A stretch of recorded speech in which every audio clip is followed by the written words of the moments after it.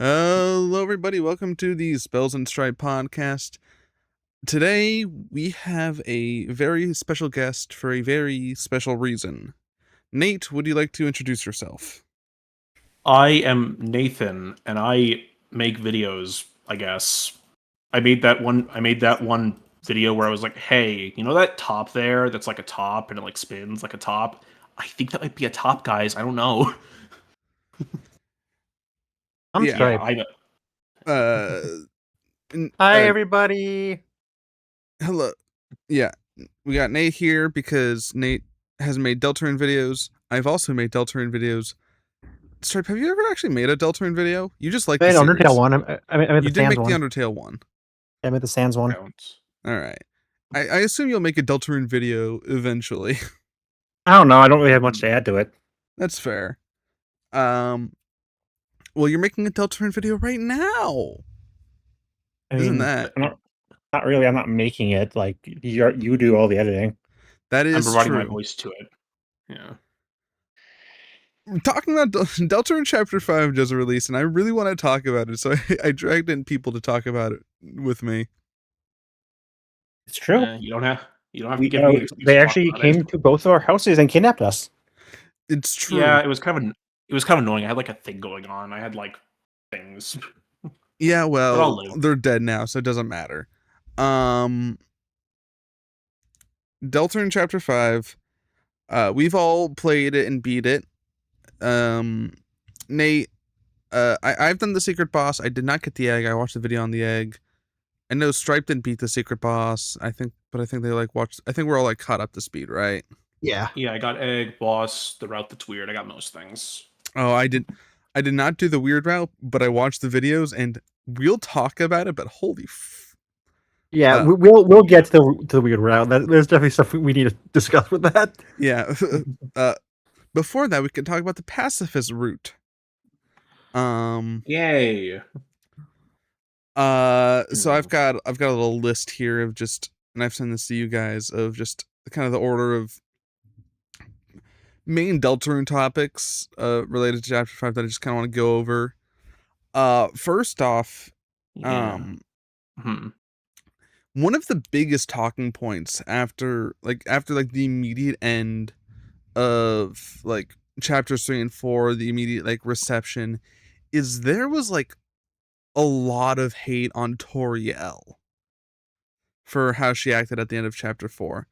And I just kind of wanted to ask you guys, do you think her explanations after you give Toriel the toast, do you think that kind of helps her? Are you still like, what? Let's talk about Toriel for a bit. I want to start talking about Toriel. It didn't really like add anything to me, like the implication that, you know, it started raining, she got home, and I think honestly, I think it made it a little worse in my opinion, because like Toriel goes out of her way to say, I was worried about you, but Sans was like, they'll be fine. And like maybe Chris has a pattern of wandering off, but like I didn't like it. Which you could argue that they do. They do wander off a lot in the game, even if we only see like 5 days of their life. I mean, that is the first thing they do in this chapter. They wander off and they're green. Yeah. Yeah.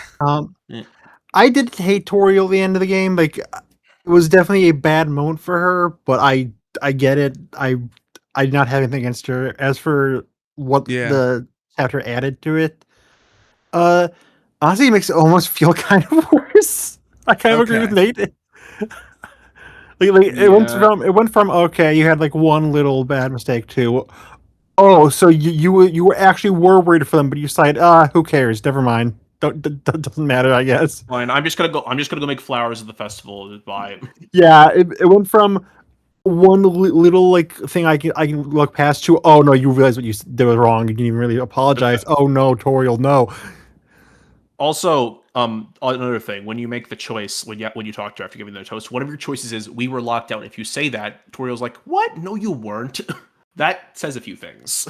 Oh, I didn't know that because I just gave her the toast. I mean, I'm good with I also did they were locked out. I did the option where, see, what that implied to me is that that's actually sort of Chris shenanigans of Chris easily could have gone into the house.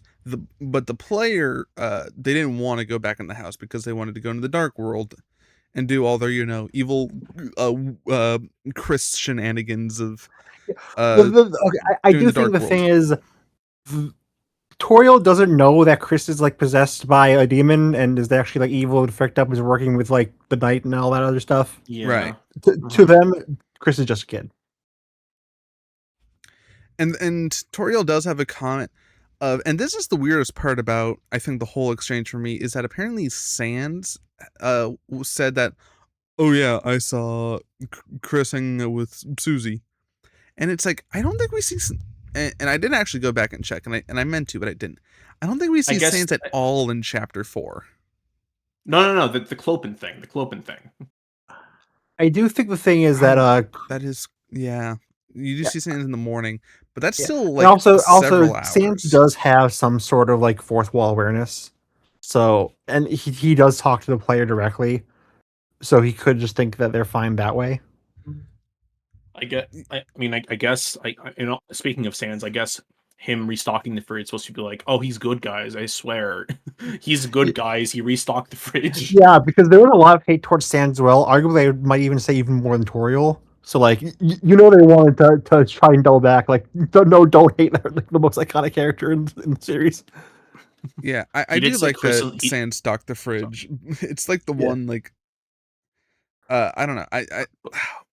I think he did eat the pan. He did eat yeah, the pancakes though, so that's kind of a sin. and the ketchup. He took the ketchup. yeah, I needed that. that's his payment. Yeah. Yeah. Um, yeah, I don't hate Toriel. I still quite love her, especially we're talking about the Undertale version. But like, this is a pretty bad moment. It went from like excusable to, oh, this is actually kind of bad. Yeah. Yeah, it's Like I at sorry. least I do appreciate it because like as much as I like Undertale, I think with the whole story of Toriel and Asgore and Undertale, they're very lenient on Toriel being the good guy there, even though she also ran away from her problems.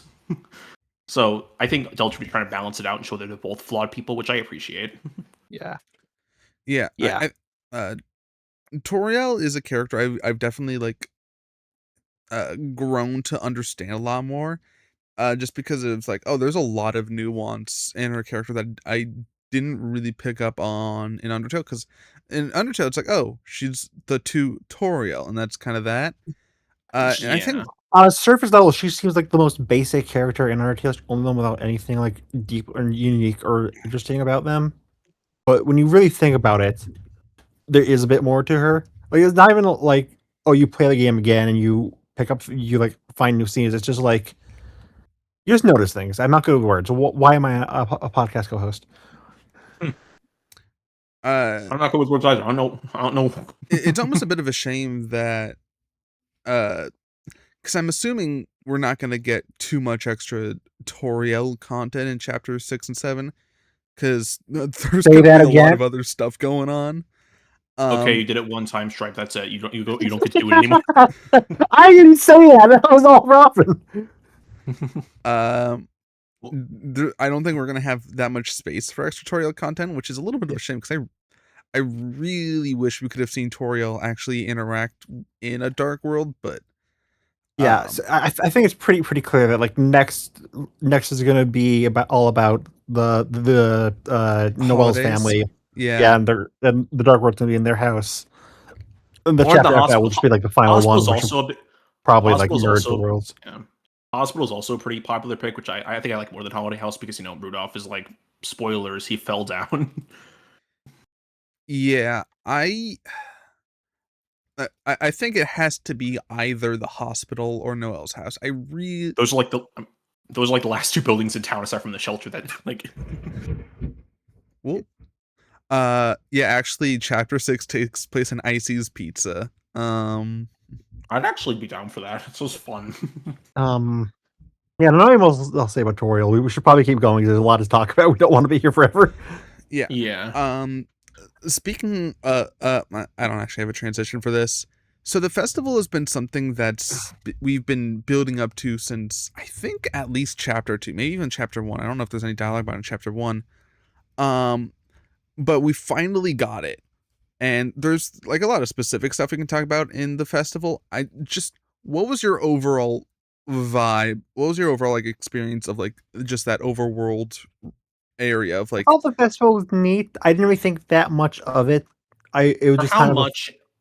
Sorry, you go. Tygo. For how much it was built up throughout the game, I'm kind of surprised it was just, oh, it's another hometown segment. Like I was expecting a lot more, but like I still liked it. It was good. Yeah, it was just kind of like you expect this to be like a full chapter worth of things, but it's just kind of, oh, that's a cute little moment, and then it's over. yeah, it, the festival, it's like it has a lot of r- um really good moments for a lot of like the little hometown storylines that have been going on, and we can talk about those. But I think I don't know why I was expecting to actually like, for some reason I had in my head that we'd be getting like festival mini games or something to really make it feel like, oh, this is like th- something to make it really feel It's kind of notable. over and done with very quickly. It's just really a Yeah. footnote. Yeah, even like the best scene in the overworlds, in the homeworld section, in my opinion, technically happens after the festival, with the Susie and Noelle at the lake, and so it's like, oh yeah, I mean, it's it definitely like gave a little extra spice to the, kind of the hometown flair. Like it's a little bit of extra something something for this chapter, which was like a nice tiny change in pace. But I don't know, I was just expecting a little bit more. I don't think I'm like mad about that though. That's just, I mean, this chapter has a lot going on, so like I that is kind of true. get why. Yeah, like it's like it has like the biggest cast I think out of. There's a But like I lot of get it. characters. Okay, all right. Yeah. I've neglected it long enough. Can we talk about the bluebird in the room? Oh yeah, Curdley's canon now. I guess, but like I liked the scene. I liked the little scene they had. But like when you give us an option between go on a date with Birdley and rage bait Birdley, I was expecting, what if I think Birdley's going to do something in this chapter, and all we get is like one nice scene, which like I'm not like sad by that. Like I kind of get he's a side I character, feel but really also bad for Burley fans. In other words, I feel really yeah. bad for Nate because like Mhm.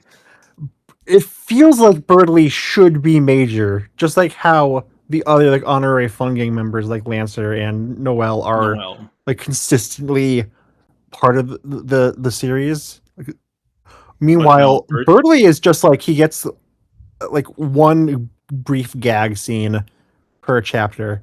Like he was set up as like one of the big major players, and he's just kind of completely neglectable. I get that as a Devil fan, where yeah. like me, me Juggle fans looking get at it slightly the worse than miles, even Birdly the fans. mounds of stuff they give for Spamton is I'm just over here with like nothing.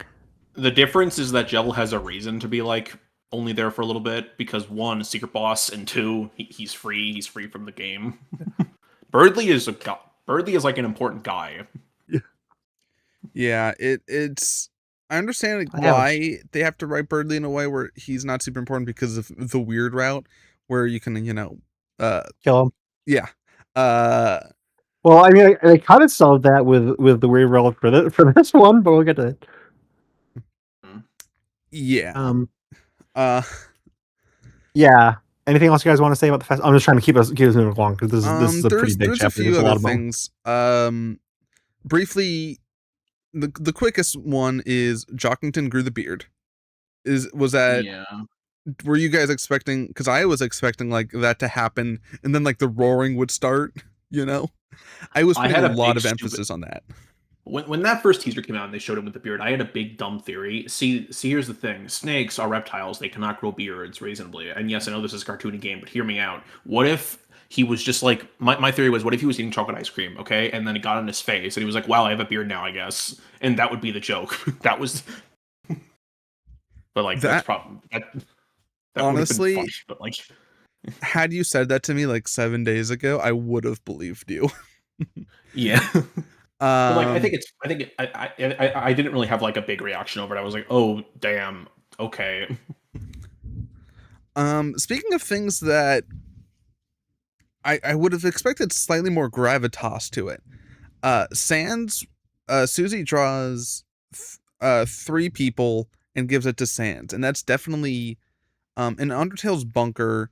If you talk to Clam Girl and then go to Sans's uh, basement, there's a thing that says there's a poorly drawn image of three people you don't recognize, and on the back it says "Don't forget," and that's clearly the same thing, right? I think I That think was it's less about the yeah, sorry. that was such a crazy moment to me, where I think I had a full body reaction where I had to like stand up and go, "Oh my god!" But then it was also like half in jest. It was very casual.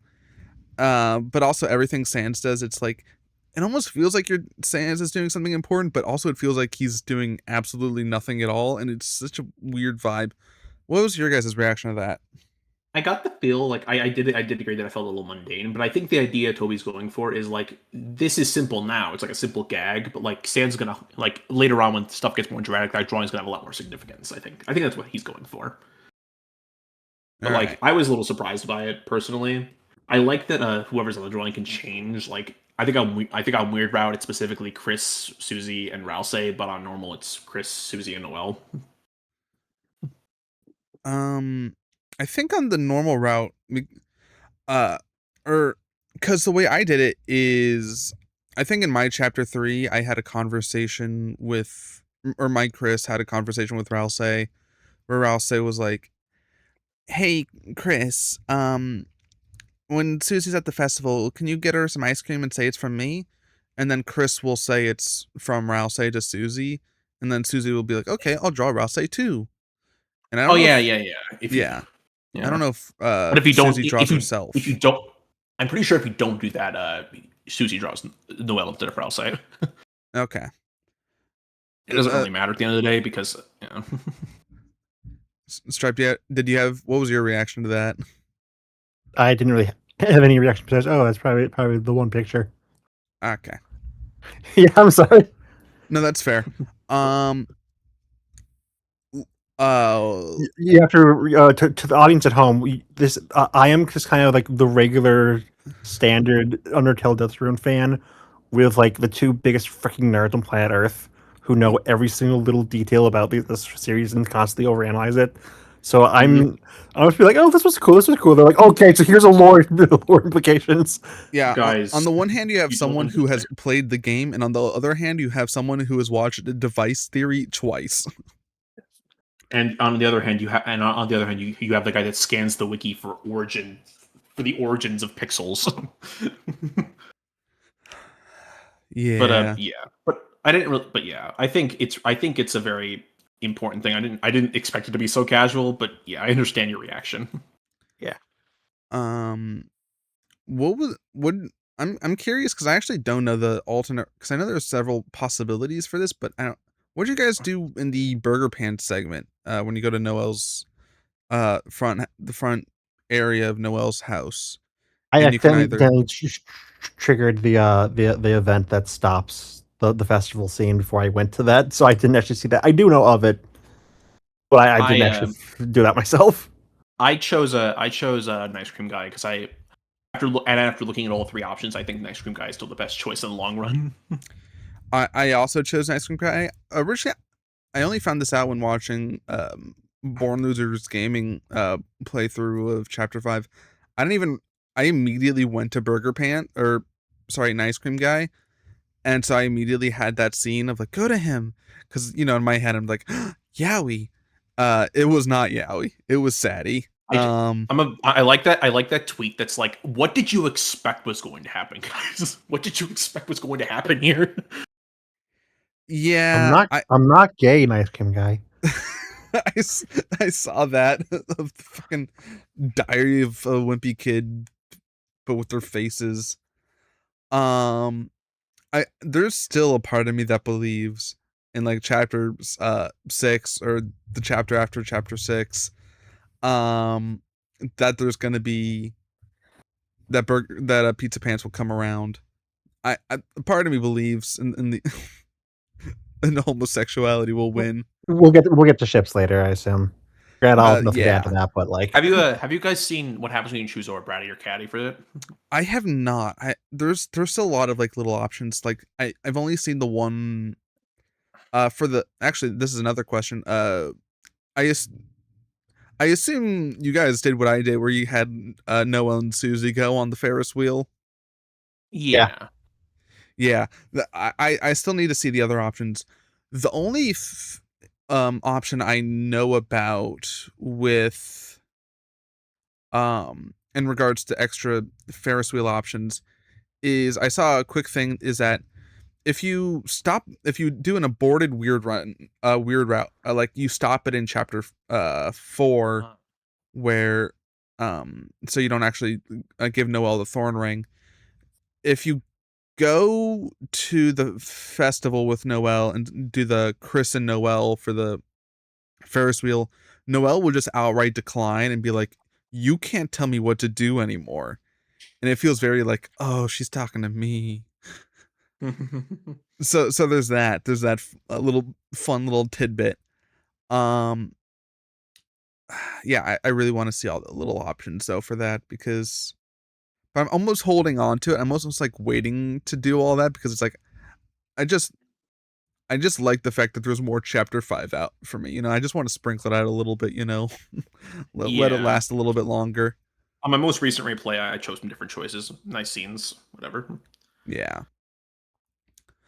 Is that everything for is that everything for the festival, or do we have anything else? Yeah, I'm Uh, good. Move on. this kind of ties back into the festival. This is the last thing I want to talk about, and then we can get into the ships section.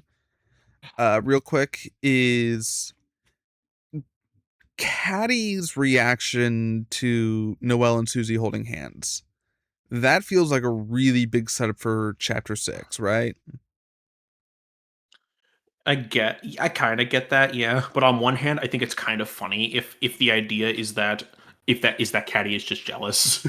Like I get they're trying to go for like some kind of demonic thing. Like there's that whole theory about Chris and Caddy summoning a demonic thing. I feel like there's some romantic tension there too. Yeah, it definitely seems like Caddy is also interested in Noelle, which is really strange because Caddy has not been that much of a presence at all. And now it really feels like they're kind of building up Caddy as this uh Caddy is a knight, by the way. what's up? Caddy is a knight. Caddy is the Yeah. knight. That Yeah, is true. trust me. My uncle works at Toby Fox.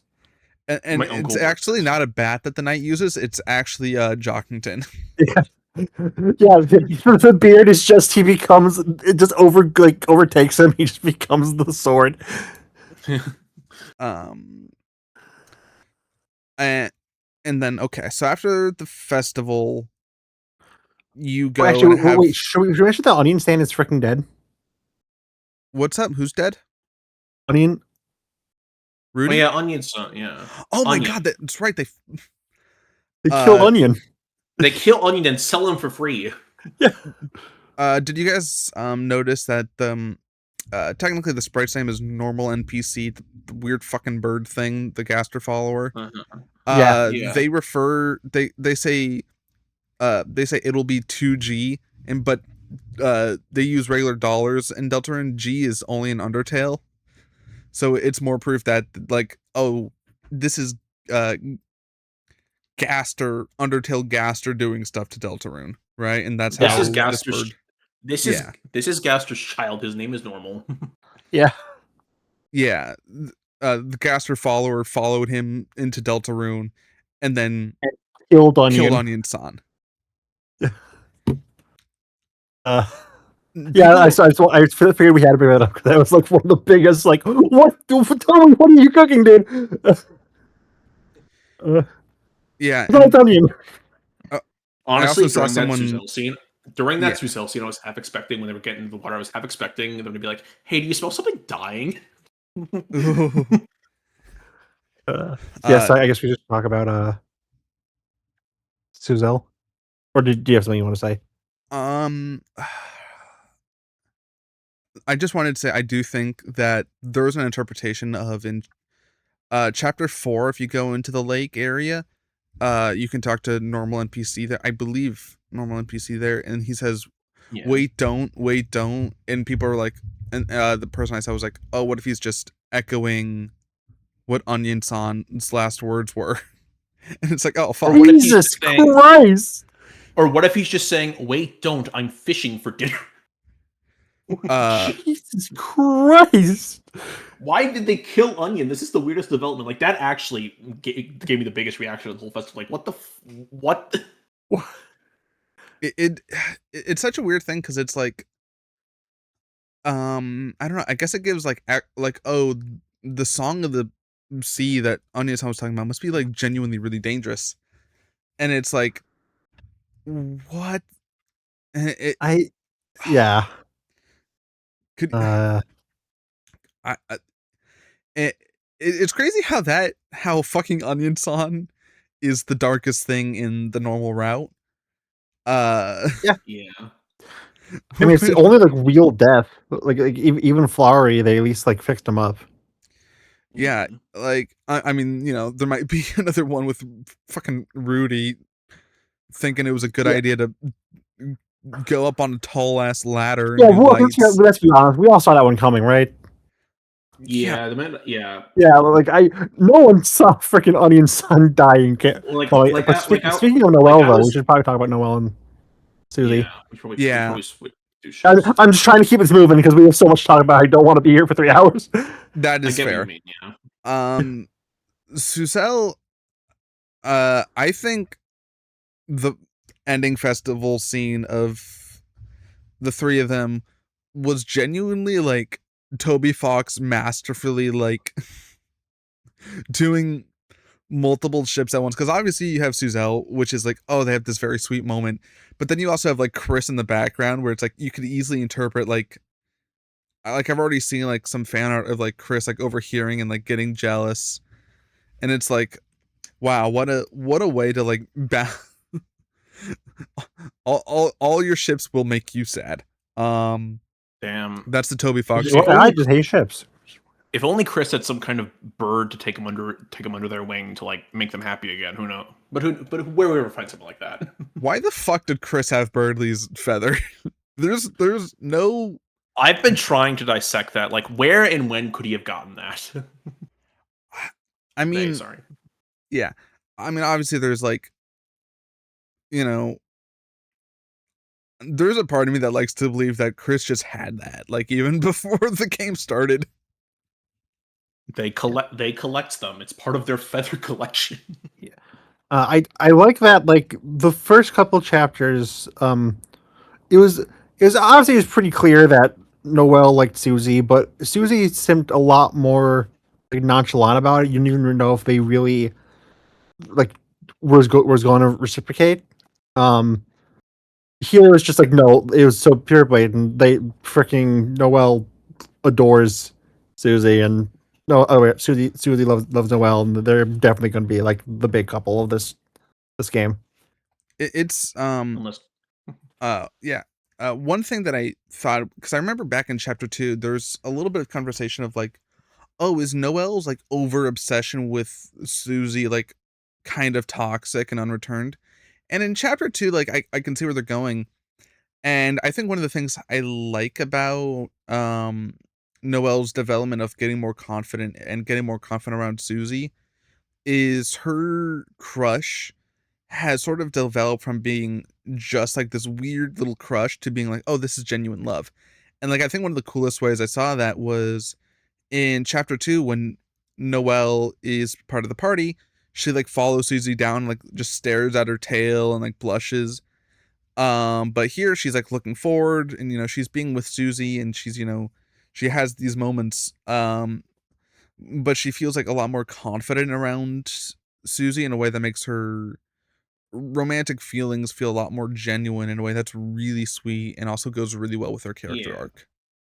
You can tell there's growth there, especially with last chapter. Yeah, it's a cute ship.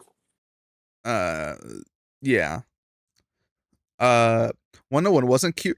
So when Carol told Noelle that Rudy had fallen down, do you think that means fallen off of the stairs, or do you think he is now? Do you think Rudy is now in the fallen down state from Undertale? I think it's supposed to be. I think it's kind of supposed to be a bait and switch on him, because on one hand, yes, that is something in this universe, but also we've never heard the phrase "fallen down" in the Deltarune universe, and I feel like it's supposed to be falling off the ladder, but it's going to be like a bait and switch or something. I interpret it as falling off a ladder. It could be falling down state. He could be. I mean, he could. He's obviously still going to be hurt like that. He probably broke his ass. Yeah. Chris, I broke my ass. Help. Yeah. Wait, he always says, "I'll kick your ass." He finally kicked his own ass. Yeah. Rip to Death battle fucking thematic matchup: Hank Hill versus Rudy. Oh, yeah. Rip to the Rudy Night truthers. I don't know what they were cooking, but they cooked it wrong, apparently. So funny, bro! No, guys, you don't. No, I actively saw people being like, no, guys. At the end of the chapter, the knight is like on its knee because it's like weak, just like Rudy is weak. As if Flowery didn't like ram him into the fucking wall. Like, I'm pretty sure anyone would get on a knee. Yeah, like we're joking around. Obviously, the knight isn't going to be Rudy. We all know Sweet Papyrus.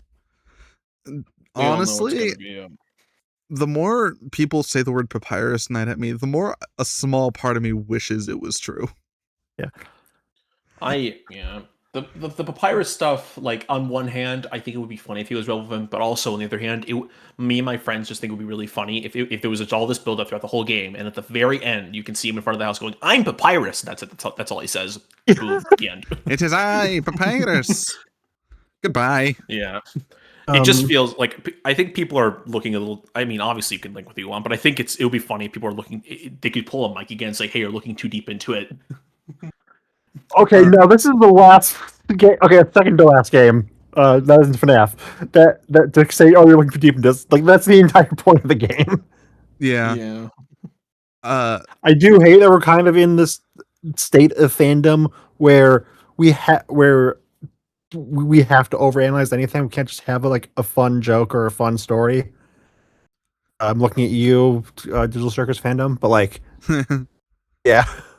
No, guys, yellow. Don't get it. Jack's being afraid of corn is like this like it's gonna be like the big thing, and no, Jack's just scared of corn. He's just scared of holes or something. I don't know. That's a normal fear people have. I will say, I think this is like the chapter where it's like, all right, come on, just. I think this is the most like disappointed I felt by Papyrus's absence, where it's like, I just want my boy, I want my son. Where is he? This is kind of like because this is the last, not filler chapter, but the final two chapters have to be all story. No, nothing like you can't All just kind of do whatever. It needs to be all about like finally setting up the night, putting everyone in the right place to do the big final fight. Yeah, this is like the last like fun adventure before shit gets crazy. Yeah, so I just don't think you could have Papyrus in a more serious setting because everyone's just waiting. Okay, where's Papyrus? That's been like the number one question. Besides, where's I Master? really do think that I really do think at this point the joke is just Toby is blue balling. I do think it's going to be just like, yeah, here's Papyrus. By the way, he's just in the credits like, hi, it's me, Papyrus. He's gonna show up and then he's gonna get immediately fucking murdered by the knight. No, these Papyrus just shows up in the end credits to be like, yes, I was actually a star man. Papyrus's Starwalker theory. Damn. Oh yeah, tropical Starwalker. I don't know how to feel about him. Yeah. Yeah. So I guess we can get into the Dark World. Yeah. On specifically tropical Starwalker. Before I forget, I was like, oh, in chapter 1 to get the Eggman, you have to go between like the Starwalker room. You have to go left and right. And I was like, oh, this is the tropical Starwalker room. Clearly, this must be where the chapter 5 egg is. And so I spent like a good like 5 minutes just going in between like the rooms, just walking back and forth, and I got just nothing. Epic. Anyways, Dark World. Yeah. I think it's one of my favorites so far. It feels very varied in its setting and place. I just like it a lot. I don't have much to say about it. I think it's just in terms of setting, I think it's really cool. I guess we can talk about like just the overall just world, not to talk about like some of the plot points of flowers, but like, um, it was a interesting idea to kind of mix like Japanese feeling areas and the more like mystical plant place. Uh, I'm not good with words. That's why I brought two other people. I I like how all of the Japan elements are just like they don't have any basis in Japan. It's just like, oh hey, look, here's a torii, here's a bell, here's a shrine, and none of Yeah. them actually apply to like what they mean in Japan. That's very American of Toby. I mean, I guess you can kind of, if you want to read Asgore like that, you can read him as like, He's a guy who read one manga and said, I know what Japan is like now. yeah. I What have were you gonna read say, Robin? Death Note once. I could live in Japan if I needed to. Damn. Uh, this is the chapter that most felt like an adventure, like a quest of, because you start in this, and it's because of the way the like the areas like change over time, where it really feels like, oh wow, we've done like a trek, and I think that was really cool, Yeah. and it really helps with the fact that it becomes a fucking 2D like Hollow platformer Knight, action yeah. game This is temporarily. probably like my favorite like gameplay thing of Yeah. Deltarune so far. This I chapter love definitely just has becoming. the I love the this boss chapter fights they've definitely done with it in the 2D world. I yeah. was This chapter surprised that definitely has the the best gameplay. secret boss didn't include that like fight style. I thought it'd be Yeah. an ERAM thing where it's like, oh, this is how we do the secret boss. I was kind of glad that it wasn't, because I was really bad at it. Yeah. Were you guys? How are you guys feeling about like the difficulty increasing so much, especially for a game that like doesn't have like an easy mode? I feel I like didn't think it was it's all that very hard, neutral. honestly. I think the only big spikes for me were Aqua and optional things, which it makes sense for those things to be harder. The first Aqua fight is like the only time I'm like, okay, this is pretty hard. Yeah. I've been very stubborn about like not using any armor, and like not using like any healing items besides Rousey's like healing magic and saving. And this is like the first chapter where it's like, all right, I'll buy some fucking healing items into the. Fine, I'll use I more than the stocked up on instinct. healing items for the final boss, but other than that, I just kind of use whatever I happen to have at that time. Yeah, Yeah. I think this is also on the final boss. I think that was the first time I died to anything other than a secret boss. I think I died to the Titan once, actually, maybe. Yeah. I can't They made it remember. easier in a they made it easier in a patch, I think. So like Yeah, I don't think I did the patch. For either the Titan or Flowery. Um but still, also the music, it was really good. I mean, obviously, the music's great. It's a Toby Fox game. Yeah. yeah. Uh, It's super Fork good. Fountain Kitchen. oh yeah. Overall, I like this just the aesthetics a lot. I like it more than the chapter one world, but I think I just kind of prefer the worlds of the other three chapters more. Though those just felt a lot more unique. This was a good Dark World. I Yeah, like how the first area is kind of supposed to be like a parallel of Chris's memories because they made the place. There's a lot of like twists on chapter one characters. Like I really like Hop Chef. Instead of being an Italian baker, pastry maker, it's a German bread baker. Yeah. yeah, this chapter, it seems to be actively saying, "Oh, Chris made the card Dark World." I don't think Chris made like the castle town specifically. That seems kind of crazy. But I do Yeah, think Chris made that Yeah. the card kingdom. that could be. That could be it. Yeah. Um, Want to talk about that fucker Flowery? do we talk about Oh, just Flowery, or do we talk about all of them? I'd say Flowery first, and the rest later. Okay. Because like, Yeah, What because do you guys think? My thought that Flowery like ebbed and flowed throughout the entire chapter.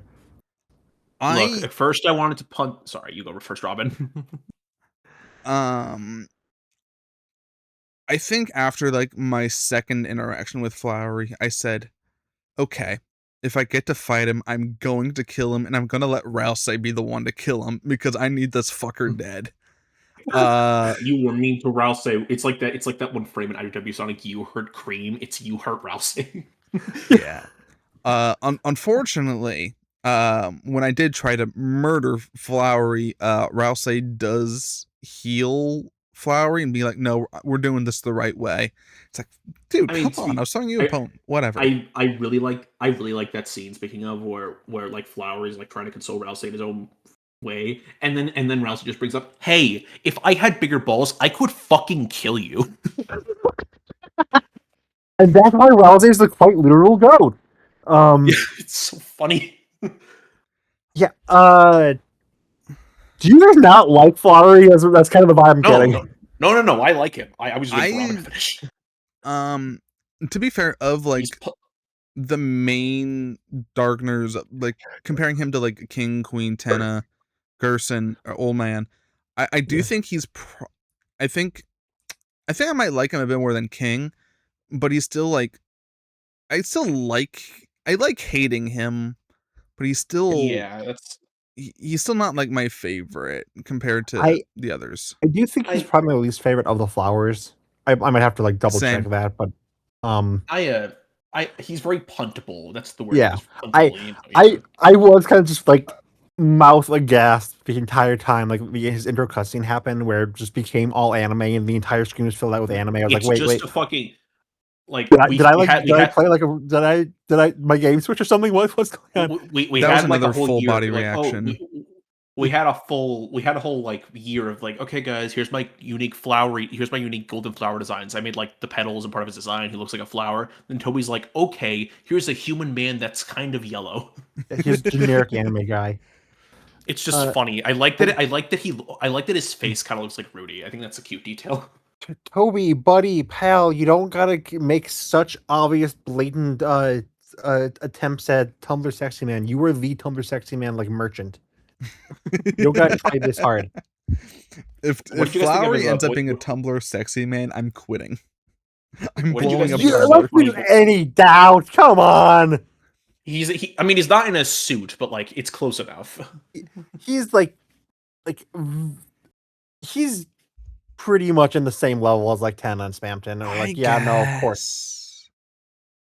Tenna being a Tumblr sexy man is funny though, because in personality he's nothing like them. Like he's just like an insecure dude. In fairness, like Sans is like Mr. Tumblr sexy man besides One Slurred. He is like nothing in common with any Tumblr sexy man.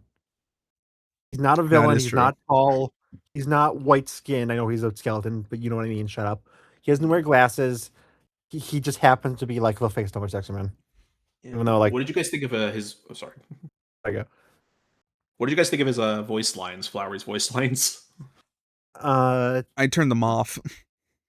I didn't. Okay. I thought it was like fine. I thought it was a cute little detail to like make him a bit more special.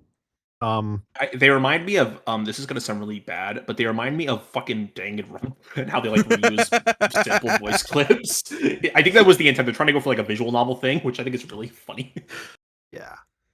So I didn't mind Flowery. I do think he's my least favorite of the Flowers, but he's a fun new character. I like what he, especially think what he adds to the end. I really liked his fight. Yeah, his fight was great. He has the best boss of all the main villains. Yeah. Yeah. Yeah. He has a really fun fight. Should we go in the rainbow order for the other flowers? Like we go with orange next. We should probably just go like the order that we're introduced to them, which would be the next would be Aqua and Seth. Aqua. Do you guys think that Aqua is like supposed to be kind of like what Chris was like when they were young? Because if they got the cyan skin, they got the lot of similarities between the two characters. Yeah, they got the bow that kind of looks like they could be Chris's horns when they were a kid. Aqua is also conveniently the only one of the flowers to have two primary colors, being cyan and red. Yeah. Yeah. My friends are. Oh, sorry. I don't know who the favorite of the flowers, but Aqua's definitely in contention for that. I just like the cute little psychopath that. Yeah, my friends are big. They're fun. My friends are big fans of Aqua, and I'm a big fan too. They're kind of they're kind of brainwashed me into liking them. Yeah. Aqua's definitely up there. I think also Aqua's dynamic with Seth is really fun. Yeah. My favorite's Big brother, gotta be little sister Yellow. energy. Yeah. My favorite is probably either Seth. It's either Seth or Aqua. We can do favorites once we get to like each individual character. Okay. Yeah. The next one that we see is Seth. I think I really like Seth, and yes, it is because he likes Birdley. What other reason would there be? Yeah, Seth I was originally like, oh, they're kind of like stomping on Aqua's style. Like maybe they won't be as fun. But as it got on, it's like I love the trope of character who thinks they're the smart one, but in fact they're just as dumb, and that really does feel like Seth. Yeah. Yeah. I do kind of feel like I wish Seth got more. It kind of felt like they were always in the shadow of Aqua every time you interact with them. Yeah, when they're Or always shadow of brought up other with their- characters like yeah. Orange, but like I do like them. I Yeah. really am a Yeah. big fan of Chris promising Seth a feather of Birdley to like keep them occupied. That's very funny. That was the funniest scene. I believe the next one we see is the objective best one of Yellow. Yeah, we see Yellow is a- technically we see like Yellow and Green right about the same time. Again, I love Yellow. I think Yellow's good. Friend inside me. Big fan of Himbo making inside friends me. kill themselves. Friend inside me. Friend wants to kill themselves. Friend inside me. The scenes like, oh my god, the scene of Susie and Rousey trying to stop Yellow from just total self-annihilation was so funny. I'm a big fan of like stories where like a lie spirals out of control. So Yellow's entire thing was just, it reminds me of that one Looney Tunes show episode where Bugs does one line and he ends up in like Vietnam. Yeah, Yellow is just, he's consistently the funniest. I love his like ways of speaking. I love that he is literally just Woody Toy Story in design, just to color you Woody yellow. Which like I think that's the best, most Toei way he could have done Friend Inside Me, and even then, Yeah, he's barely even Friend Inside Me. He just happens to be a cowboy because that was what the other tail guy was. Yeah, he's right. yeah. No, I love Yellow a lot. Green you is the also goat, touch and on we'll Blue? know. Oh, okay. We're just skipping Green. What the hell? We're going with the pairs, you know. We're going with the pairs. Okay, good point. Yeah, Blue is we don't. I like that they're a a feminine person who's still very much a boy. My issue is that we don't really spend much time with them. Most of their screen time is dedicated to being Yellow's cheerleader, which is fine. I like her. I like him like that. But also, I just wish we had more time with him on his own. Yeah, what I said about Seth applies like triple to Blue. Like we got plenty of Yellow, but the only Blue we get is I love Yellow. Yeah, There's gonna be so much fan fiction of the two. I mean, the Blue and Yellow, like just immediately like, oh, they're gonna be a thing. That's Yeah. I wish we got more of that, but I'm kind of used to MLM couples just being kind of on the side. Let's I- give a hand for Toby's second Yowie, by the way. Actually, yeah, Toby. Yeah, still, I think Blue was nice. I think Blue really like I love the complemented like personality a Yellow's lot. humor really well of being sort of the straight man in a comical sense, not in a literal sense. yeah, I was Yeah. about to say, yeah. I like it at the end when they have to rearrange everything after Flowery's glass got broken, they put Blue and Yellow in the same one. Yeah, that was Yeah. cute. I noticed that pretty quickly. Yeah. Yeah, But like yeah, Blue, I do they're think probably Blue more overall unique. was like the least, like there's the least to talk about with that with him. Yeah, Green. There's not really much to say. Green is just Green's just fucking Green is just awesome, that one. dude. Green is just that one give Green is just that one give Paper Mario hitting the thumbs up. Yeah. Yeah. Green is very, very close to being my favorite. They're just so fun. I like that. I like that they keep setting up the idea that she's gonna get mad and fight you, but no, that she just never does. Yeah, no, She doesn't fight you. All she does is throw healing items at you. Yeah, they're consistently the most helpful one. Even when like all the flowers are trying to do something to hurt you, like their big master plan is just I upped the Prices at the store. the prices by $1 singular dollar. Yeah, Green's just chill as fuck, you know. Yeah, Green's awesome.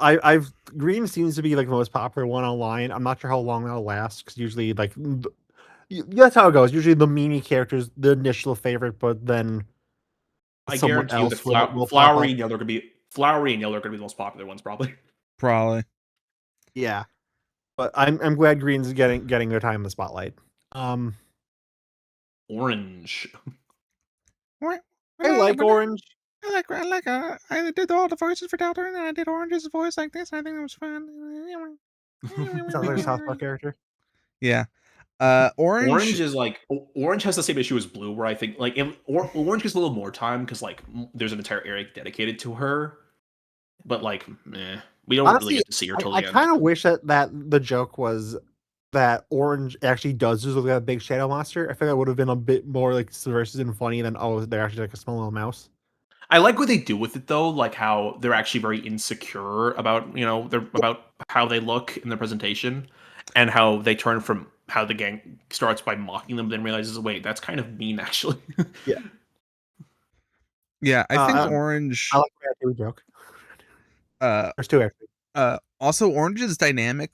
We don't see it too much, but when we see it with Orange's dynamic with Pink or Mew Mew, I think that was really cute. I haven't seen those scenes like, yet, but yeah. Yeah, of like this like sort of older sister, little brother type dynamic. I think that was charming. Yeah, it gives Orange. I'm pretty sure they're both girls though. Yeah, no, Orange is a girl. I'm pretty sure Green, Orange, and Aqua are girls. Yellow, Green's Blue, kind of ambiguous. They don't really. Yellow and Blue are guys, and Seth anyway. is Envy. Yeah, because Seth is like, I will be the king/queen of something. Yeah, I think Green's also Envy. They never referred to as male or female. And How come all the non-binary characters in Deltarune are attracted to Birdly? Not Green. True. Well, no, here's Chicken. There you go. Chicken jockey. Chicken jockey. Yeah.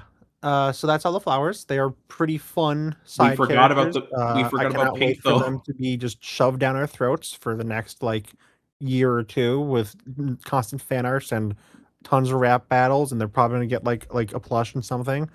Aqua versus Natsuki rap battle is gonna go insane. I'm glad that we were on the same page, Nate, because Robin doesn't think the same way I do. I'm glad you can think the same way I do now. Aqua versus Natsuki? Yeah, from DDLC. I don't understand the correlation there. Because they're both bratty. I don't know. Yeah, because they're both small. The connection is they're both small. Yeah, if you can think of it, like there's only like 5 notable characters in Doki Doki, but if you can think of one of them, they have like 3 different rap battles against a Deltarune character. There's Natsuki versus Asgore, which I will not spoil to you, Robin. Just watch it after. This is very funny. But anyway, we forgot about one flower. We have to talk about the best flower, Pink. Or is that for later? We didn't forget about them. That's just the secret boss. So I figured. Yeah, we can talk about Pink a little later. First, I want to talk about Ralse and Susie. Specifically Ralse, because this was, I think this is going to be like the Ralse chapter in a lot of ways, where we got to see a new side to Ralse. I'm not sure if I like. They learn to get a little mad. I'm fine with them getting mad, but I don't know. This feels like kind of divorced from the character I fell in love with. I kind of get it, but like I feel like really, I don't like the constant joke of they just freaking hate the stupid twink. I think it is funny, but it feels a little weird that this is the character that gets everyone else's nerves the most. I feel. Yeah, I don't think. I think it's because Flowery is in a lot of ways really similar to like Chapter 1 Ralse. Like, I guess it's supposed to show like look how far he's come. Yeah. Look how far he's come. He's getting mad at this previous version of himself. Yeah. I do like I do like how it's like how it's supposed to be like Rousey learning to speak his mind in a way. Like you could tell a lot of this stuff was just on his mind before, and now he's learning to finally say it. Yeah. And Yeah. Rousey, it's I guess it makes sense of yeah, if you're going to be a more genuine version of yourself, if you're gonna, take down this, facade, there is going to be parts of you that's going to be not like the most socially acceptable. And I think that was really interesting of like Rousey is finally comfortable enough around Chris and Susie to show like the worst the more The worst the sides of worst himself. sides of Yeah. him, and I really like I really like how like the first thing we see of him in the chat. I really like the scene where he becomes a butler. Is like, hey, Rousey, I thought you liked being a butler, and he's like, it seems to vary in context. yeah. Rousey's sprite work in this I also thought was really fun, Yeah. of Yeah. just seeing little Rousey get pissed. It's like I understand it's such a like tonal like shift, but also I thought it was really funny. I still love Rousey is still easily my favorite character in the game. This was a bit jarring, but I still kind of love what they're doing with him. I think this is fun. I don't think he's always this man. I think when he just has someone like Flowery to deal with it, I think he just gets Yeah, upset. I just do think the thing is like I don't think Flowery is the right person to really get on his nerves, like especially so instantly. Also, I I don't don't know. like that he's mean to. I don't like that he's mean to Orange. Like, there's this line before Pink where he's like, "Oh, what are you gonna do, Orange? Send your evil attack?" I feel like, what the fuck? He would not say that. Yeah, that's all. Yeah, I didn't actually play the secret box. I kind of got at the point of no return, but Yeah, Yeah. even Susie has a moment of like, dude, Rousey, chill. Calm down. Like, evil I like Rousey him being. series back, baby.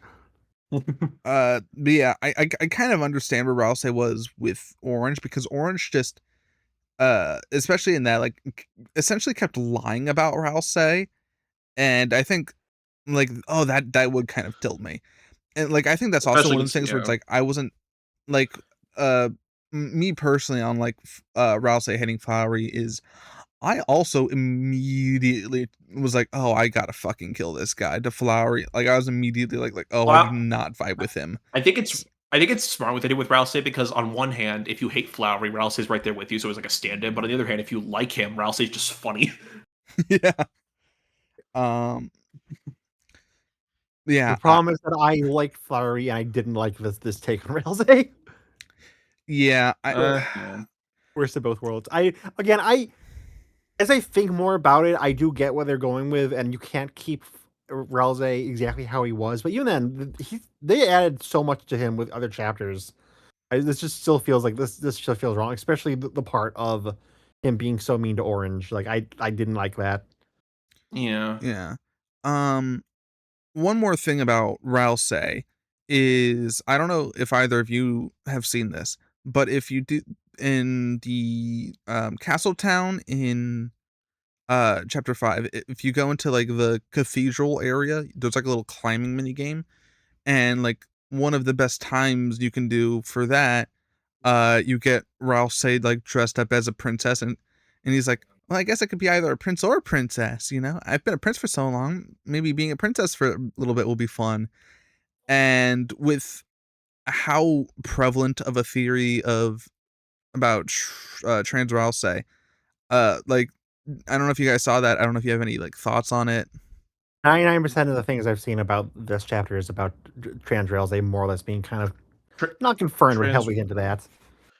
Trans Rousey to me is like something where I'm like, I see what you're going for here, and like I think if it's a, I think it can work, but also a lot of the evidence for it to me just seems like, guys, he cooks, woman. That is kind of I Rousey belongs in the kitchen. at this point I do kind of think they are going to do trans Rousey, which would be cool. Good representation. Especially because like what why was the ticket or whatever being blue and white, blue and pink, like so big, such a big thing to Rousey. Blue and pink is the trans colors. Like, yeah, I think that's gonna happen. But I am kind of in the same boat of I just don't like the prevailing thing in a lot of fandoms that, or especially in real life as well, but it's notable in fandom culture of if a character asks, if a male character is like nice or likes one or two things that are primarily seen as women, they have to be a woman. Can't a guy just be more in touch with his feminine side? It's weird to me because that game, this chapter also proves that his name is Blue. He is a feminine person who is still very much a man. Yeah, I just don't like that it doesn't work the other way around. Feminine Like person. I I presented also this like a point lot to of more girly things. I presented this point to a friend. Like, if you say Rouse has feminine traits, might be a girl, you get like thumbs up. But if you say Susie has masculine traits, might be a boy. Yeah, like I don't want Yeah. to get too controversial, like because it's the same with like Jax. Because I thought what they did with Jax was actually really interesting with them being a trans woman. And I'm sure if they do commit to this for Relze, it'll be great too. It's just I Yeah. don't like how it's just like we can't just have a more feminine guy. They have to actually be a woman. I've seen people try and say it could be more of a gender fluid thing, which that could also be the case, but I think you could interpret them easily as non-binary. yeah. But also as Robin can probably attest to, the way the internet works is like there's no non-binary people. They have to be like more woman. mm-hmm. Everyone's a woman eventually. Yeah, yeah. So Damn. like I if they do trans Relze, that's great. That's really cool. I don't like the prevailing thing of there can't be a more feminine guy. They have to be a woman. I do I feel think like a lot I so. sorry, you go first, Robin. I do think that what they might be going for is a gender queer, I'll say, which I do think is kind of the best of both worlds. Where it's like, yeah, you can have a man that is, a little bit that is feminine and cooks and does all this stuff. Transgressive and all the stuff. But also that kind of leads to the two sides of Rouse, of one being the Rouse that the prophecy wants Rouse to be the Prince of the Dark, and that is a part of Rouse. Rouse is the Prince of the Dark, but there is also this other side of Rouse, this more genuine feminine side that can be, doesn't have to be a prince, can be a princess, as Rouse was talking about. Yeah, And I think there is something compelling in that. Um, but ultimately, I it's yeah, it all to me it all comes down to how they write it and the yeah, way yes, and the evidence I've been presented with. I just think it needs a lot more to be like, okay, this is good, I like this. I have yeah. nothing against it, nothing If against it we're, if if we're it's a talking pure theory, I feel like most stuff for pre chapter 5 was just they're nice. They like things that are kind of more seen as girly. Ergo, they have to be a woman.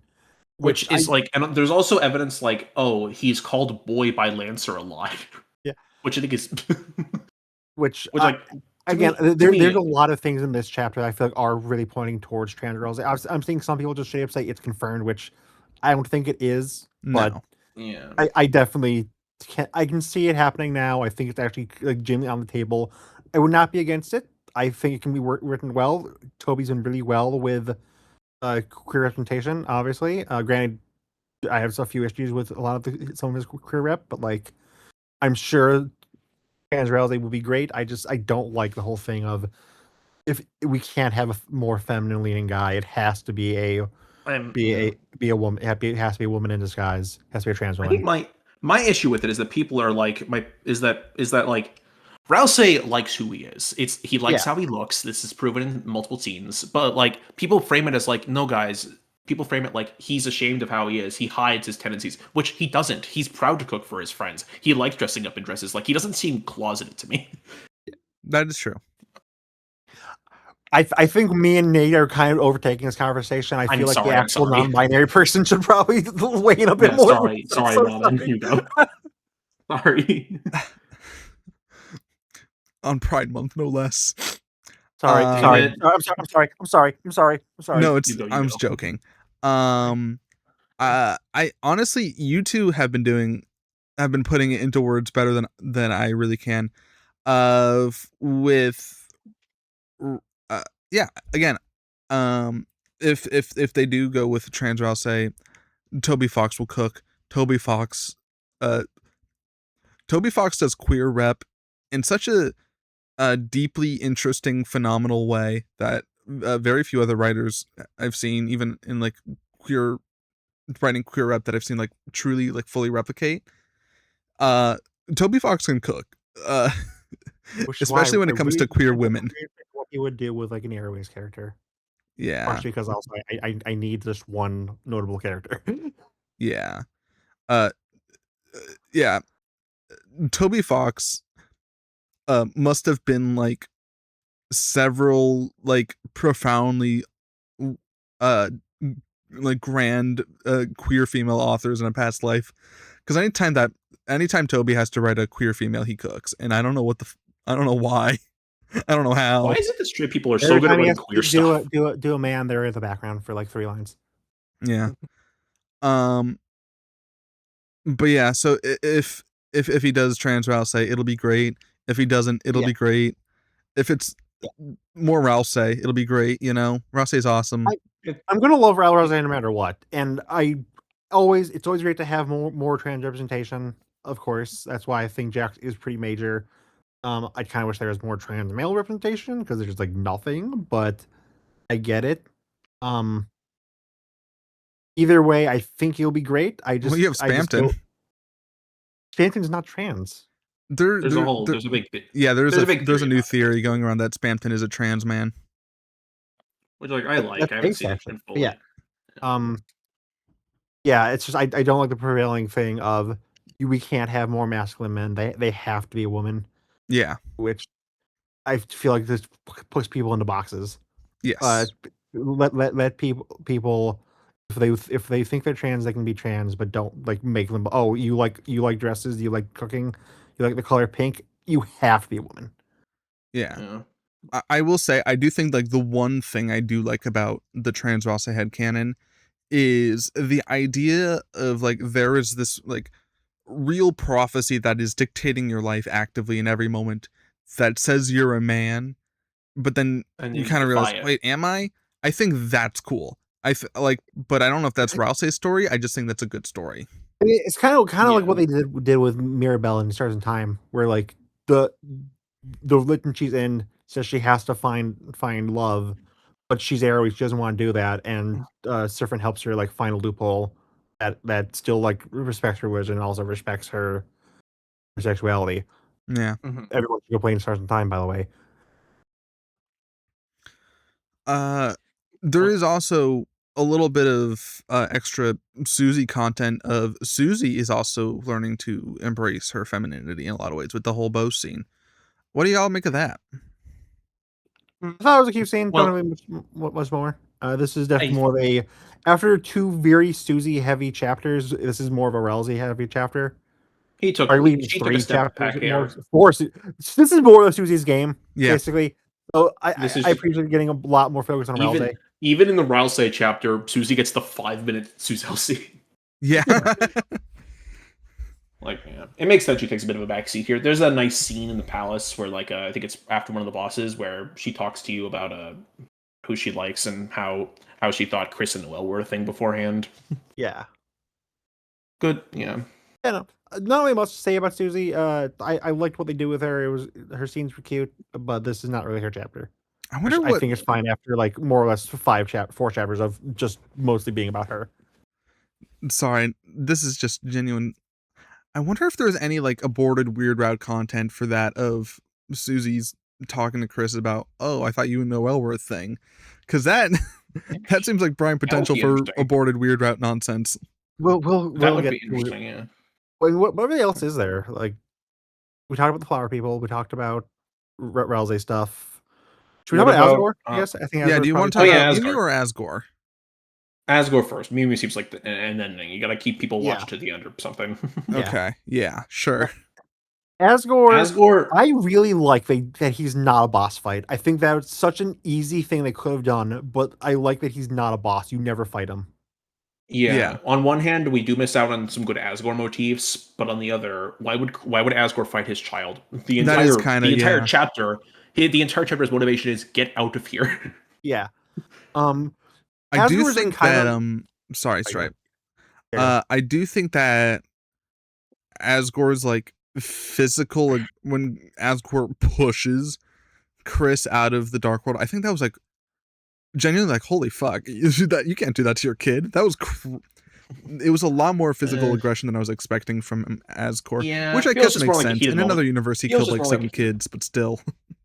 it Yeah, feels it's more just like a 7 heated moment kids. thing. But Like I don't I want think you. the big thing is that like he was, you know, this is a dangerous place. He does, and he's kind of trapped in like he was just introduced to this new world that's like pretty much worshiping him. It's kind It's of all pretty in his clear. head. Yeah, It's why it's pretty later clear. in the Yeah, chapter he's a lot more calmer. it's pretty He's a clear he lot more doesn't want clear. Chris to be involved in this. Like Yeah, he has like two different modes. I've noticed. Like he barely even talks about the conspiracy stuff when he's with Chris, which I think is good. He's like keeping it from. Yeah. that's Right, another thing. But like yeah. Asgore's been just a fat freaking chud this entire game. So giving him It, aura. it must really suck to be an Asgore fan for the first like 4 chapters of this game, Yeah. because he is just constantly beaten down. The In Even in most the opening of divorced this man. chapter, even in the opening of this chapter, he's wearing like a stupid flower shirt and like just being Yeah, guided around on anime episodes. yeah, like I feel really bad for Asgore, especially because Asgore I'd say is probably the character that was characterized by the fandom the worst. Because I killed children. yeah, yeah, like everyone could kind of realize pretty quickly there's a lot of depth to most of these characters. I have seen so many just purely evil takes on Asgore, not even AUs, just people just always constantly see him as a purely evil villain character. And and I'm glad that this game is trying to do like a better thing with it and like make him, more in the gray. But I feel like we need to talk about something with Asgore, something very important. The scene where he's like, on that day, everything changed. Nothing was different after that day. Like, bro, stop it. The vague posting, I mean. Um, two things about Asgore. One, I do like that Asgore. Uh, I like how Rudy kind of, or sorry, Flowery parallels Asgore's relationship with Toriel, where Flowery is the Asgore and Asgore is the Toriel of like, oh, Asgore realizes he has all this. He's given the the awfulness of being given unwanted attention, and I'm so glad we're not going to get any more Asgore being a creep tutorial scenes. I Yeah, really like that it's halfway been through the so hard being a being something an I've noticed Asgore is that fan. like something I've noticed is that halfway through the dungeon he starts like taking down all his notes and like being like, I don't need this anymore. Like he's trying to be better. He just wants them to be, which I think is a good sign for the character. Yeah, Yeah, I like that Asgore is a mature enough adult to kind of realize this on his own. Because I could also see it being a thing of like Susie being the one to be like, hey, dude, what the fuck, like Hey, how 50-year-old man, be better. yeah, like maybe like have one of them like monologue to Asgore, so I can be like, oh I, right, I guess I should just stay divorced, something yeah, I like like that. that. Yeah. But at least he was mature enough to realize that he's been kind of the fucking worst for a while. yeah, His vague posting scene made me actually mad though. One thing I will say, and I want to see if you guys think this is just like a little like Easter egg, or if this is like some grand fucking conspiracy. Asgore's code for the bunker is Undertale's release date. The year is off. Obviously, Undertale came in 2015. This implies it was 1990 something, but it's still Yeah. October or 5/15, whatever. Undertale's release date. Do you think that's like a cheeky nod, or do you think My that's thought like was that my thought was that that's both their wedding day because like of course that matters to Asgore. It keeps the flowers alive, um and also that's just like a cheeky nod. yeah, okay? That's all I was gonna ask. I think the wedding day makes a lot of sense Yeah. because my initial thought was like, oh, this is the day Des appeared. The Could day also that like be it. ruined Yeah. Asgore. Yeah. And Though then no, he had no, he had the code. No, he had the code before he was off the police force because he was still on the force when he had the code. So that is true. That was Um, before. Yeah. all right. Now, uh, Hatsune Miku. I really liked Pink. People are apparently upset because it's not a lore boss, and like frankly, I was not looking forward to like a boss fight where just like long before time had a name, that's been Spindici Masters rule the earth, and it's just a bunch of lore. Yeah, Yeah. but I like what they do with Pink. I like how they parallel. They pretty clearly parallel with Chris with the soul. Yeah. That is true. I also think it just makes a lot of sense of like, oh yeah, only the Nintendo Switch version gets like this really cool boss fight. It's like, no, there should be a cool Yumi fight on all consoles. Also, it was a nice way to get the Purple Soul back. Also, there was a reference to Tokimeki Memorial, so that's fun. I did not Um, see that reference. that's like the dating scenes. It feels very Oh, like, okay, yeah, especially with the way yeah, that, like the backgrounds was kind of scrolling. It's very Tokimeki. yeah. It's a good fight though, but that Bomberman attack can go to hell and die. The first time I did that attack without getting hit, I felt like God.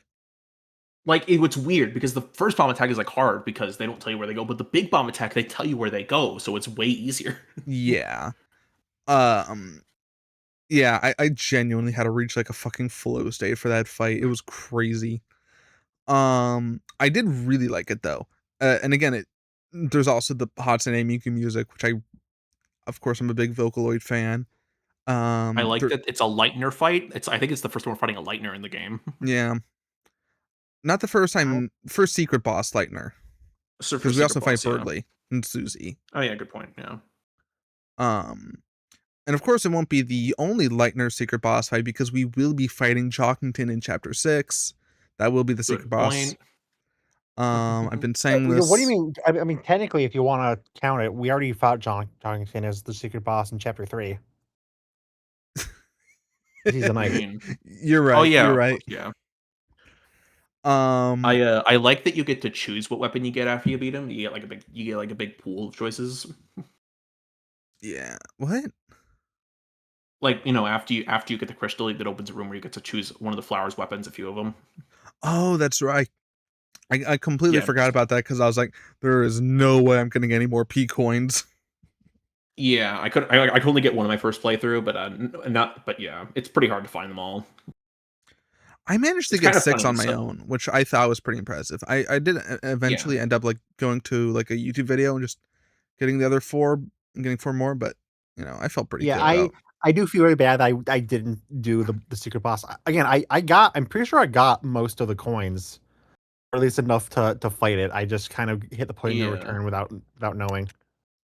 yeah. Yeah. Um,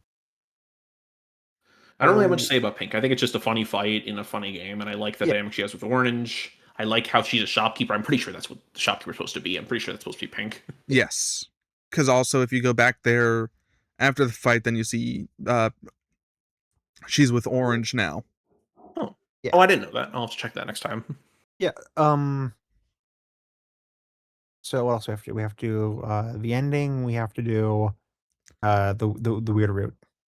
I guess we can do the ending of the regular route first. Okay. Yeah. Um I like. I'm just gonna say it up front. Like, I think the ending's kind of. I think the ending would be a little upset, not in like a bad way. Like, I think it's a good ending, but in more of a me way. So it's like. So he's like, God, Chris, we can't. This can't be a you and me thing anymore. We have to tell somebody. We have to tell Noelle. Meanwhile, the bird that's also been in the dark world just kind of has to. No. He doesn't get to know anything. He How gets to can I rot. make this about Birdly? Yeah. I Yeah. will But say I yeah. think it's funny where it's like Susie's like realizing we got to tell people. It's like, right, yeah, let's tell the adults. Let's That was my Napstablook, thing. the That's police. my thing Let's of tell my girlfriend. Yeah. yeah.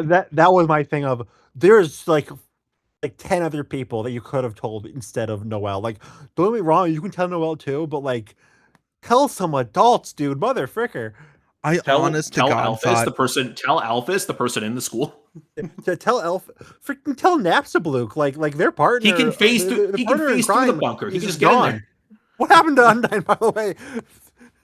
I 2 honest chapters to and they're just gone. yeah. I thought Susie would be like, we should tell Carol. Let's tell the mayor, which would have made a little bit more sense. But no, it's like, no, Yeah. we have to tell my dear girlfriend. I want my Who dear also girlfriend to be kind of impressed already with knows my a lot cool what's going Dark World on. suit. It sounds like a bit of I on one hand, I do think the idea is that's supposed to be that is an inherently selfish choice, because it's pretty clear that Chris is a little disappointed after hearing that. Like he like their face is hunched down after the words. Yeah. Listen, I get Chris 100%. I've been the third wheel so many times that's kind of the Airways curse. So, Yeah. like, I get it. Chris Airways. Oh my god. Do we think Susie spending the night in the closet is a good or a bad thing?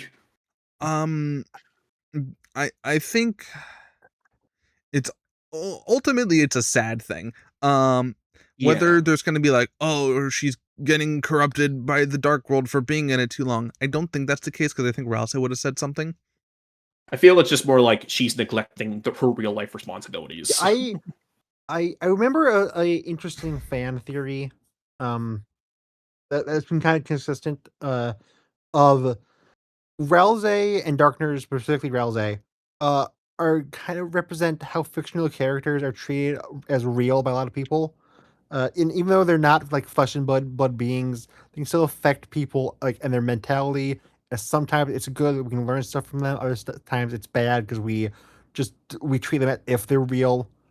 So that you can kind of see that a bit, especially with this scene with Susie. I'm not sure if that's what Toby's trying to do, but like considering how metatextual the Undertale Deltarune games have been, that is an interesting way to go with it. Yeah, I do think that this is. It reminds me of a. Oh, you go, Robert. Sorry. I do think this is definitely something that's going to change by the end of chapter 7. I can imagine it being like, um, whether Castletown stays or not. I don't think it is. Whether Castletown stays or not, I do think we're gonna see like Susie like move in with Chris or something like that. Yeah. Just because it's like it's too sad. It doesn't feel I mean, right. every chapter has a fairly sad ending. Yeah. Um, but this it's like, oh, especially because it's like her parents, like clearly she doesn't have any adults in her life, Yeah. right? I think They this either chapter left confirms it or more they're than dead anything. or something. Yeah. Yeah, I think most likely she just ran away. Yeah. But it's like um she like we don't see anyone looking for her, after she disappears or anything like that. And it's At this like, point, it goes.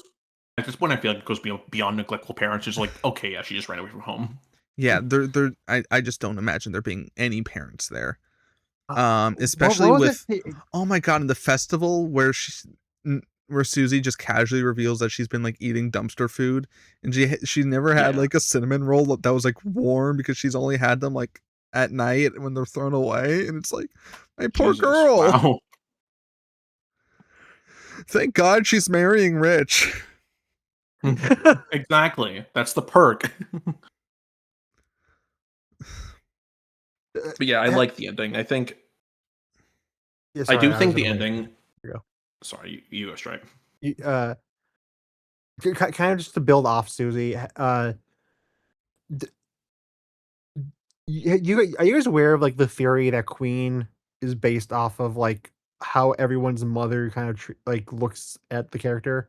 Yeah. Oh yeah, I know that one. Yeah. Yeah. Um, I was just gonna bring up that theory. That's what I was gonna say. Yeah, and then Queen doesn't really interact with Susie at all. Yeah, because she doesn't have a mother. Yeah. Yeah. What else? I feel like I do think the ending's a little fast. Like immediately after we seal the fountain, the knight shows up, which like I get they establish that the knight is chasing after the heroes, but like it's a little fast. The ending. Yeah, there wasn't really any like discussion or references to the knight beforehand. So They it do does kind of feel explain that more. early. Rousey points out earlier that if Asgore's in the Dark World, the Knight's going to come after them. Like, where did that come from? Like I know the Knight's stealing people, but like they never pointed out who that would be. Yeah. I'm gonna use the restroom real quick. I want to first point you guys in the direction of, do you like okay? why do you think Asgore got kidnapped? And also, what do you think of Flowery like being like the first, like definite going to happen death and like first death in like the normal route, pretty much. Besides, I think you can, first like guaranteed death in the normal route. All right. I think Flowery's death is an important one. I do hope he's not brought back, and it's just whenever we see them again, it's just the six of them. I feel like that would, Yeah. yeah. I, Like I I do won't think be at like, this point we need some stakes, and probably the best thing to do is to kill off a character that, yeah. like Flowery, who was kind of the overarching, not villain, but He's not even the villain. overarching, If like, anything, I'd say he's like the protagonist, chapter 5. Like, yeah, yeah. What was I gonna say? his story is pretty much over now that Asgore's like, no, I don't need to run this. I need to kind of fix my life. I shouldn't hide away. So Yeah. he makes sense to kill. Yeah. With the Yeah, knight taking people, I feel like they're setting up the idea. Like in chapter 4, the phone calls like police sacrifice next week. I feel like they're just setting up the idea they're gonna like publicly execute the people, like send a message like, "Hi, I'm the knight. I'm gonna execute these people that you care about to yeah. prove that I'm evil or something." I do think that, like, again, we have to think that we have 2 chapters left. There's some, like, theories that we'll get, like, an 8th chapter or whatever, but I think we're probably gonna keep it with just the 5. Just At the 7. most, at most, I feel like there's gonna be like a chapter 0 that's like 5 minutes. Yeah. Like, Yeah, probably not, and like, even gameplay focused, just, like, a couple cutscenes. yeah. Um, Mm, what else? I feel like they're setting up this idea that the knight is taking people who know shelter codes. Like they took Undyne, who knows the police one. They took yeah. Asgore, who has the one in this thing. So the next would naturally be Carol, which would be which would be interesting. Yeah. Which would make sense because everyone more or less agrees that the The knight is yeah. that night is deaths and that they're going to the next world is going to be the holiday house. Yeah, which would be cool. Like Noelle points out to her too, like, oh, I'm still in the Ice Palace level, which would naturally make sense for the holiday people. Yeah. Um, Yeah, I think Flowery's, like I said, I think Flowery's death is an important one. I'm glad. I hope that the at least the other main enemies get to come back to Castletown at least. Like not like the Flowers, but like like the Floridans and the Caw-Caws and stuff like that. Yeah. Mm, I don't want to move to the weird route till Robin gets back. Yeah. Which might be a while. Yeah. What did you think of the orange soul mode? Like during Flowery's fight. I thought that was a really fun, like, gameplay shift. Yeah, I'm glad they're sticking to two. Now that we only have two soul modes left, I'm really getting the feeling that we're going to get a blue and aqua in the next chapter. I liked Yeah. it because it made the fight feel a lot more like gave it a lot more energy and like Yeah. I really love what a lot when one of the cool things about the way Deltarune does bullet hell is it really feels like I really like when it's goal based, where it's not simply just dodge the bullets. It's okay, now we have to go as fast as we can. Oh, we have to water up the things. Oh, we have Guards to through collect the yeah. orbs. And I think that's Yeah, that's been why something really good I about think Deltarune. that's why the axe and Deltarune are way less of a chore than Undertale because they're like little games. One Undertale, it's like, okay, if a frog, I gotta do this and this. Yeah. Yeah. But yeah, I'm really happy Orange got us so much. I'm glad we got 2 in 1 chapter. I feel like that kind of confirms we're gonna get both blue and cyan, and they'll be all 7. Oh, I really want to go back to the Blue Soul. That I love the little Blue, platforming gimmick. It's so fun. It was the best yeah, part of. It was my favorite soul mode in OG Undertale, and I really want to see it yeah. return. I wonder why. It's almost like the one you spend the most time as. Do we want to move on to weird route now because it's weird? Yeah. So, um, apparently Hey, do you in guys the want? weird route, if you go to the chapter 5, have you seen what happens if you don't say proceed? No. Yeah. It basically what happens. Like first Noelle always brings you in if you say proceed at first. He's like, that's not like you. You say it like you said yesterday. She pushes you in, but when your only choices are both proceed, if you just say nothing, Noelle, we cut to black. And Noelle's like, I was wrong, and then we just cut back to that one, this Tuzel scene in the worker route. Yeah, like reality It's glitches crazy. back. Yeah, There, I feel like that's less. Yeah, apparently there's I've heard something. people interpret. Sorry, Sorry, you you go. go. I've heard people interpret it as like Chris and Noelle literally pushing the boundaries of the game, and that's why it like jumps back to another scene that doesn't make any sense. Yeah. There's all like the meta aspects that still like I'm still like slowly grasping. I think it's just really fucking sad. Of oh my god, Yeah. uh, we've taken this poor girl, we have her murder one of her friends, essentially, and then there's chapter 4, which is um very analogous for um uh like sexual violence, I think, in a lot of ways. Like obviously it's not full on, like that's not, it's analogy, right? But I there don't is, think that's what they're going for, but I do think they're going for the idea of taking someone's innocence away. I think that's the idea they're going for. yeah, yeah, again, it's not exactly what happens, but there's an analogy there, and Yeah. it's a way to kind of uh and that's a whole other conversation. But then we have chapter 5, the murder suicide chapter, where it's like, holy fuck, we've you know, I I think I everyone really thought that Noelle in her fully broken state would be like just like a robotic. puppet, right? Oh, she'll do whatever we want. But nope. She um uh tries to just end it. And like, oh, that makes sense. And but it's so fucking it's it didn't even really hit me that that's what was happening, because I was like, oh, it's just weird about I, being weird. And then I was like walking the other day and it hit me and I was like, oh fuck. I don't think Noelle's intent at first was, oh, I want to kill myself. I think the intent was that I want to go to the other side of the lake, and that just involves that. But like, I can definitely see the allegory there. Yeah. Again, I think where the that's kind of one of the reasons why Weird Route is able to get away with so much fucked up shit is it plays on kind of the emotions of really dark subjects without just actually being dark and those dark subjects. Where like It's like that's one of the creepypastas. reasons why a lot of other creepy pastas fail, because it's like, oh, Sonic the Hedgehog murders all the guys. It's bloody everywhere. Where this is like,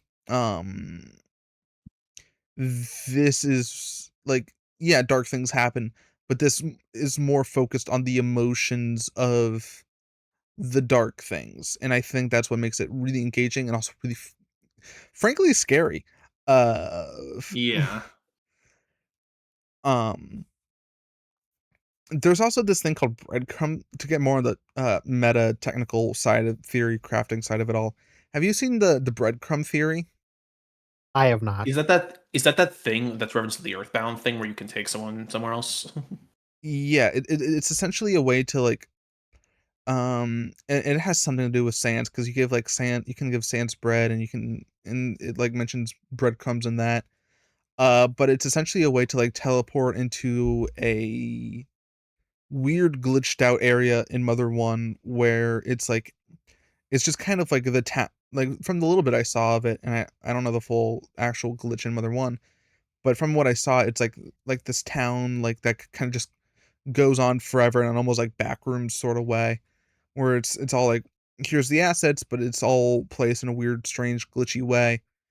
And Yeah. that was really interesting to me as I don't know, I don't think you've seen my Deltarune prediction videos, but in that I essentially predict that the Weird Route won't have an ending and will Damn. instead have a sort of, you'll essentially end up in a Yume Nikki. I don't, do you know Yume Nikki? I've seen parts of it. But essentially, like the idea will be like, oh, you end up in this like Yume Nikki like forever state, right? Where Mhm. so Deltarune like the choice of Deltarune is either you end it or you do all this screwed up shit, but it can go on forever. And that's kind of one of the ideas that theory is playing at. But then I'm looking at the breadcrumbs theory and the mother one, and it's another, like, again, forever area, and it's like, oh shoot, maybe I was onto something there. And so that was interesting. But I think either way, do you think there's gonna be weird route stuff in chapter 6, or do you think it, because everyone's saying that it's just gonna time stuff 7, I mean, but it says insert chapter 7 side B. I don't think there's gonna be chapter 6 stuff. And plus, Toby said it was easier to make. I'm here still, by the way. Plus, it doesn't even make a file for you. You cannot even save in the weird route. I don't think, Yeah. at least. Epic. Yeah. I still wonder if there's gonna be, like, maybe if we try to do a weird chapter 6 weird route save, but maybe it'll just be like some, like, a black Jump screen and scare. some dialogue. Yeah. Gaster appears like, hey, yo, it's me, Gaster. You guys have to wait for the next chapter. Then just disappears.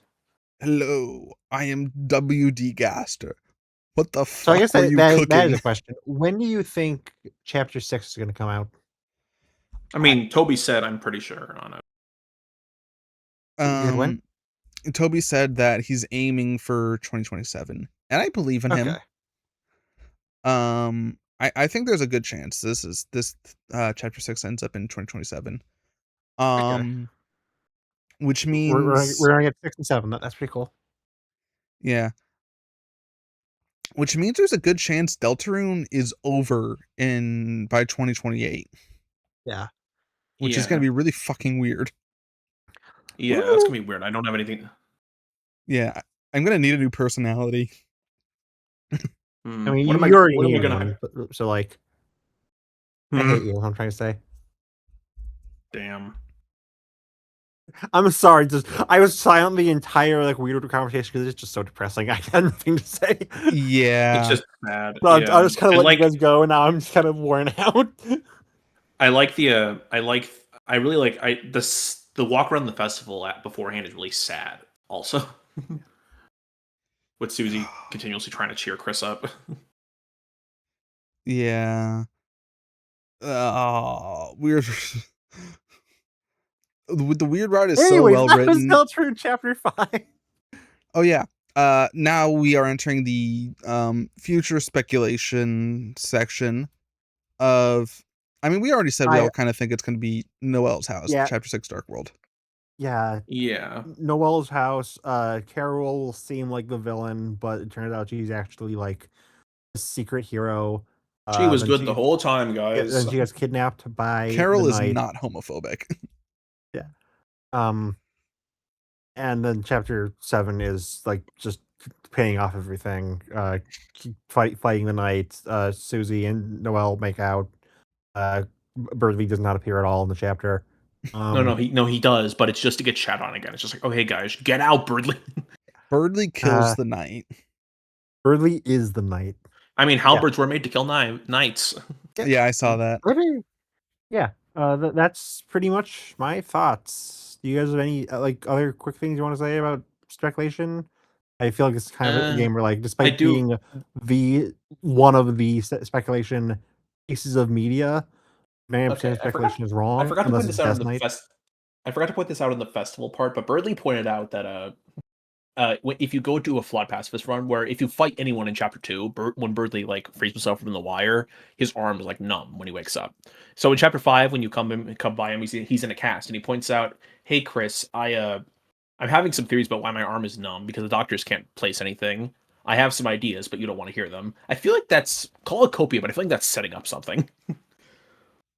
Like, yeah, that is Birdley might be catching on. I didn't know that. Birdley might be catching on to what's going on. It was simply Noelle and Susie's love for me that broke my arm.